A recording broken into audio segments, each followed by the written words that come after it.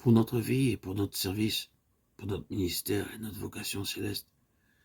Il y a à notre disposition, en union avec Christ, des ressources célestes inépuisables et incorruptibles.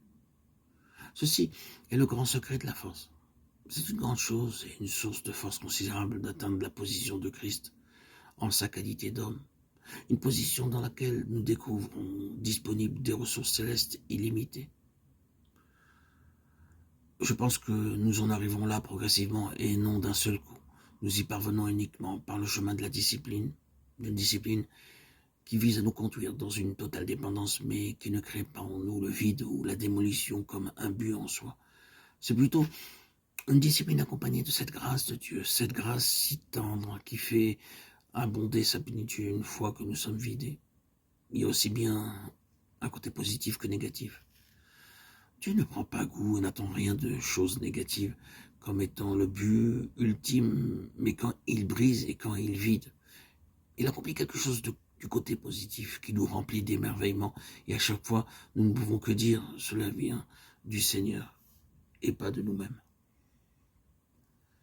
Par ce chemin de discipline, nous sommes progressivement amenés à voir qu'il existe des ressources célestes qui dépassent de loin toutes les possibilités humaines, et ces ressources-là sont réellement agissantes. C'est cela qui constitue la spiritualité. C'est cela qui fait qu'une vie ou un service soit spirituel. C'est puiser dans les ressources célestes, vivant la vie comme si elle découlait du ciel. Voilà la vraie spiritualité. C'est cela qui fait que la vie et la marche soient spirituelles. Les ressources ne sont pas puisées dans le moi ou dans le monde. Elles viennent tout entières d'en haut. Le gouvernement n'est pas celui de l'homme d'ici-bas ou du monde, mais celui qui vient d'en haut. Tout vient ainsi absolument d'en haut, et pas du tout de l'homme. Que la vie et l'œuvre revêtent un caractère entièrement spirituel. Certaines personnes semblent s'imaginer que la spiritualité est un quelque chose de mystique ou de mythique, que la spiritualité est aux antipodes de la réalité, une sorte d'état d'esprit. Non, la spiritualité n'est pas avant tout un état d'esprit.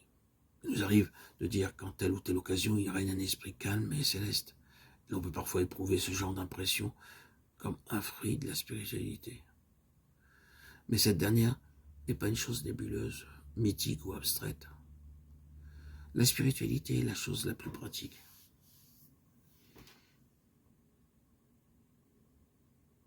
Lorsque des hommes ou des femmes sont appelés par Dieu dans un champ ou une parcelle de l'œuvre de Dieu et qu'en face de la tâche de la demande sont conscients au dernier degré qu'ils n'ont ni aptitude, ni puissance, ni ressources pour accomplir ce ministère, que par eux-mêmes la chose leur est totalement impossible, que d'essayer de le faire serait une pure folie et une absurdité complète, et que dans pareilles circonstances ils réalisent qu'ils ont un Christ vivant dans lequel se trouvent des ressources plus que suffisantes pour pallier la demande, et que se saisissent de lui par la foi, ils s'attaquent à ce ministère conscient de la toute-suffisance. C'est cela la spiritualité. Ceci est pratique, éminemment pratique. Et les effets prouvent que la chose est pratique. C'est de cette manière-là que se font les choses célestes.